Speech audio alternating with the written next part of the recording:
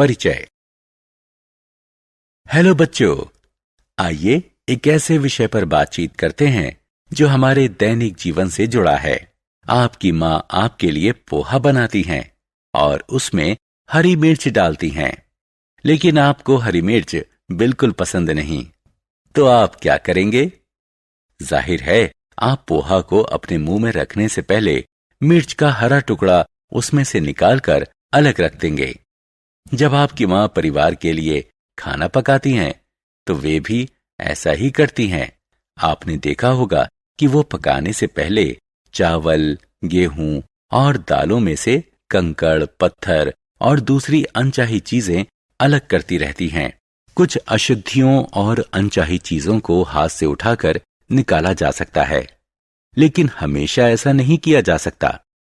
बहुत से मिश्रणों में चीजों को आसानी से अलग नहीं किया जा सकता।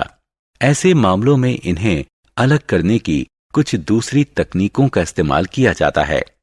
हम इस पाठ में चीजों को अलग अलग करने की अलग अलग विधियों पर चर्चा करेंगे। उद्देश्य। इस पाठ के अंत में आप निम्न करने में सक्षम हो जाएंगे। एक मिश्रण में से विभिन्न चीजों को अलग करने से जुड़े कारणों पर विचार विमर्श करना, किसी मिश्रण की अलग अलग चीजों को अलग करने की विभिन्न विधियों की सूची बनाना, उदाहरणों की मदद से चीजों को हाथ से चुनने, मथने, गहाने, फटकने और छानने की तरकीबों को बताना। किसी मिश्रण की चीजों को अलग अलग करने की जरूरत। हम अपने दैनिक जीवन में जिन चीजों का प्रयोग करते हैं, उनमें से अधिकतर मिश्रण की शक्ल में होती हैं, लेकिन मिश्रण में मौजूद हर चीज उपयोगी नहीं होती। उदाहरण के लिए, खाने की कुछ चीजों में ऐसी चीजें भी हो सकती हैं जो आपको पसंद नहीं आती हैं। हम इन्हें इसलिए हटा देते हैं ताकि खाने की चीजें हमें अच्छी लगें। तो इन्हें अलग करने का एक कारण है उन चीजों को हटा देना जो हमें अच्छी नहीं लगती। इसी तरह हमें चावल, गेहूं और दालों वगैरह में कंकड़, पत्थर और सुरसुरी जैसी चीजें मिलती हैं। हम खाने की इन चीजों में से हमारे शरीर के लिए नुकसानदायक चीजों को पकाने से पहले निकाल देते हैं। तो दूसरा कारण हुआ नुकसान पहुंचाने वाली चीजों को निकाल देना। जब हम दूध या दही को मथते हैं, तो हमें दो बेहद उपयोगी चीजें प्राप्त होती हैं, मक्खन और मट्ठा।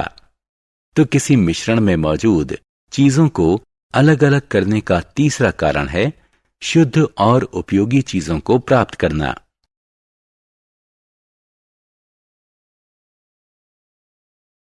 चीजों को अलग करने के तरीके। आपको चीजों को अलग अलग करने के तरीकों के बारे में जरूर कुछ न कुछ पता होगा।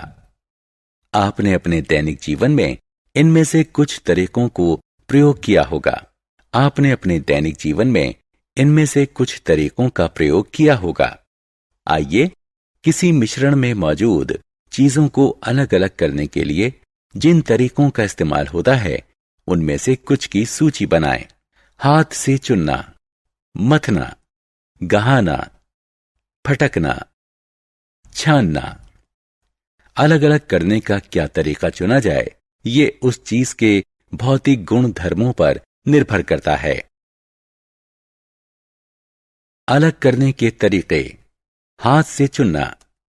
आपकी मां गेहूं, चावल और दालों से कंकड़, पत्थर और अन्य अशुद्धियों को कैसे अलग करती हैं? वो एक एक करके उन्हें हाथ से चुन लेती हैं।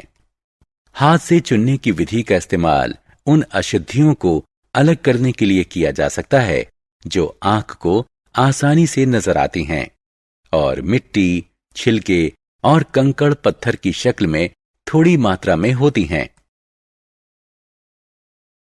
अलग करने के तरीके। मथना। बच्चों, ये मक्खन है। क्या आप जानते हैं कि मक्खन कैसे बनता है? जब किसी मटके में दूध को तेजी से बिलोया जाता है, तो मक्खन निकलता है। जो तरल पदार्थ पीछे रह जाता है, वह स्वादिष्ट और पोषक मट्ठा होता है। जिसे बहुत से लोग गर्मियों में पीना बहुत पसंद करते हैं। तो आपने देखा कि जब अलग करने के इस तरीके को अपनाया जाता है तो दूध में से दो अलग अलग उपयोगी चीजें निकलती हैं। अलग करने के तरीके। गहाना। आपने फसल कटाई के बाद खेतों में गेहूं या धान के बड़े बड़े बंडल देखे होंगे। क्या आपने कभी सोचा है कि कोई किसान किस तरह इन बालियों से अनाज को अलग करता है? जब गेहूं या चावल की फसल कट जाती है तो किसान इन बालियों को एक साथ बांधकर उनके बंडल बना देता है। इसके बाद वो उन बंडलों को धूप में सूखने के लिए छोड़ देता है। जब ये बालियां पूरी तरह सूख जाती हैं तो किसान दानों को अलग करने के लिए इन्हें सख्त जमीन पर पीटता है। दानों को बालियों से अलग करने की इस प्रक्रिया को गहाना कहते हैं। बैलों और थ्रेशर कही जाने वाली मशीनों का इस्तेमाल इस काम के लिए किया जाता है। अलग करने के तरीके। फटकना। आपने जब रेलगाड़ी में यात्रा की होगी तो ग्रामीण इलाकों में आपने महिलाओं को ऊंचाई पर खड़े होकर एक टोकरी को अपने सिर के ऊपर लगातार हिलाते देखा होगा। ये महिलाएं हवा की मदद लेकर अनाज से छिलके और अन्य हल्की अशुद्धियों को दूर करती हैं। अनाज क्योंकि भारी होता है इसलिए वह एक ढेर में जमीन पर गिरता जाता है। हल्के वजन की अशुद्धियों को हवा के जरिए अनाज से दूर करने की इस प्रक्रिया को फटकना कहते हैं। अलग करने के तरीके। छानना। बच्चों, क्या आपने अपनी मां को आटे में से चोकर और अन्य अशुद्धियों को दूर करते देखा है?